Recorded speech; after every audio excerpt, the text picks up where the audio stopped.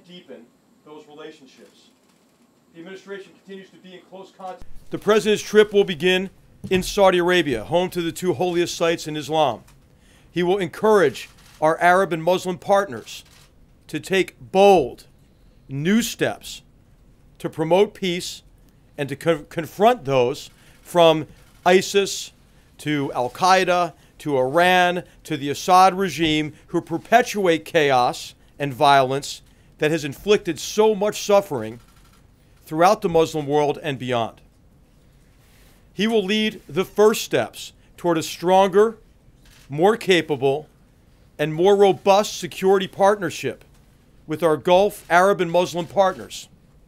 And he will develop a strong, respectful message that the United States and the entire civilized world expects our Muslim allies to take a strong stand against radical Islamist ideology, an ideology that uses a perverted interpretation of religion to justify crimes against all humanity. He will call for Muslim leaders to promote a peaceful vision of Islam. Prosperity. Every theme of this trip is wholly consistent with the President's approach to prior. The President will then travel to Israel.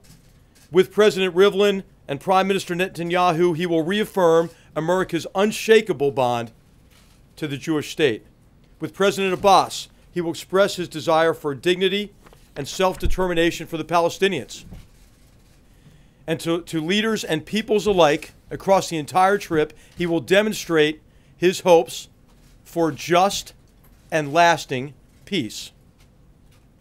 In Rome, the President will be honored to accept an audience with Pope Francis. He looks forward to paying his respects and to discussing religious freedom, ways to combat religious persecution, human trafficking, and cooperating on humanitarian missions across the globe.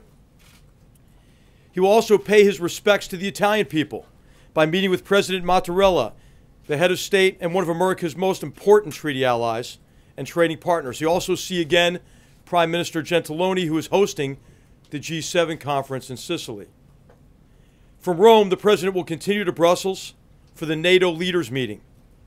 There he will reaffirm America's commitment to the alliance. Trump may try to get Benjamin Netanyahu and Mahmoud Abbas in the same room together while he's there. Is that in fact the case? Recently, we have been engaged against ISIS or in ISIS Khorasan in Afghanistan with highly successful operations there that you'll hear more about in a press conference at the Department of Defense here in the near future. But what has happened in Afghanistan is the Afghan army is taking the brunt of the fight against these transnational terrorists and the Taliban. And so we're working with our allies to figure out what more we can do to have a more effective strategy in Afghanistan. What are options we can bring to the President to be more effective in meeting our objectives in Afghanistan? And what more can we ask our allies to do, which we're asking them now? So this is going to be really consistent with the President's guidance to us. Has the President decided that there should be thousands more troops? Is that the President has not made a decision yet on a course of action. What we have done, which is what we have done in many cases on the North Korea problem set, for example, is we've consulted broadly across our government and with allies. The President wants to hear from our allies as well. This is a President who listens to his allies and partners, who have an opportunity to do so at the NATO summit, who have an opportunity to do so at the G7. And so what we'll have at the end of this next few weeks here is an opportunity for a much more effective strategy for the problems set in Afghanistan, Pakistan, and the region broadly. By credit rating services and credit investigations. All right, so America first didn't mean America alone ever, I don't think. And so what we have done is advance the President's agenda in national security by strengthening alliances by burden sharing.